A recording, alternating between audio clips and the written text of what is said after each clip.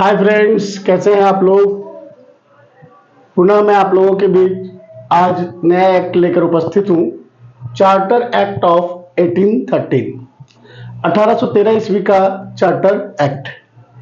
दोस्तों, इस एक्ट में हम लोग देखेंगे कि एग्जामिनेशन पॉइंट ऑफ व्यू से हमारे लिए क्या महत्व रखता है और किन किन चीज़ों को हम लोगों को ध्यान में रखना चाहिए। आइए शुरू करते हैं।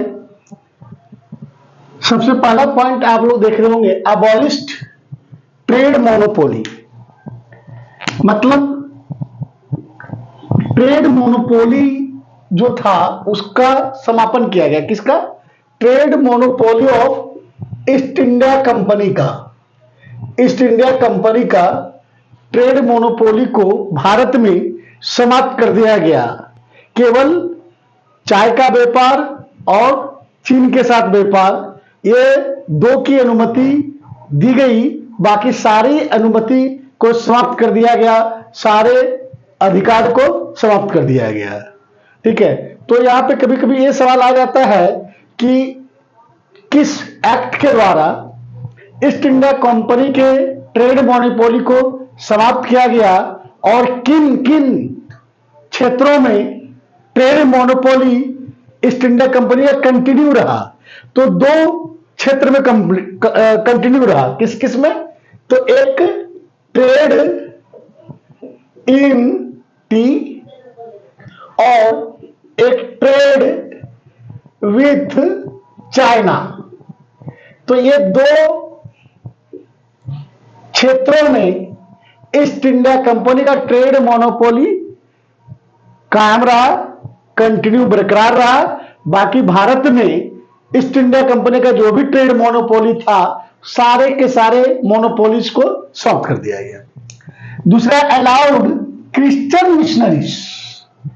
इसी एक्ट के द्वारा, चार्टर एक्ट 1813 के द्वारा क्रिश्चियन मिशनरी को भारत में आने का अनुमति दिया गया और लोगों में इनलाइटमेंट करने के उद्देश्य से धर्म का प्रचार प्रसार भी करने की अनुमति दी गई। किस एक्ट के द्वारा? तो चार्टर एक्ट 1813 के द्वारा। फिर स्प्रेड वेस्टर्न एजुकेशन। पश्चिमी शिक्षा का प्रचार प्रसार हुआ। जो कंपनी का टेरिटरी के जो निवासी थे, उन लोगों के बीच में पश्चिमी शिक्षा का प्रचार प्रसार प्रारंभ हुआ। किस एक्ट के द्वारा? तो चार्टर एक्ट ऑफ 1813। नेक्स्ट है imposing taxes on persons by local government. जो लोकल गवर्नमेंट था उसके द्वारा वहां के निवासियों पर टैक्स का प्रत्यारोपण किया गया, उस पर टैक्स लगा दिया गया। साथ ही लोकल गवर्नमेंट को यह अधिकार दिया गया कि जो टैक्स पे ना करे उसको पनिशमेंट दे सकता है। ठीक है।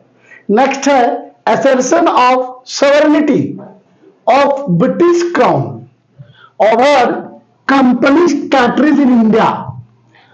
भारत में कंपनी के क्षेत्र में ब्रिटिश क्राउन के संप्रभुता को स्थापित किया गया, कायम किया गया।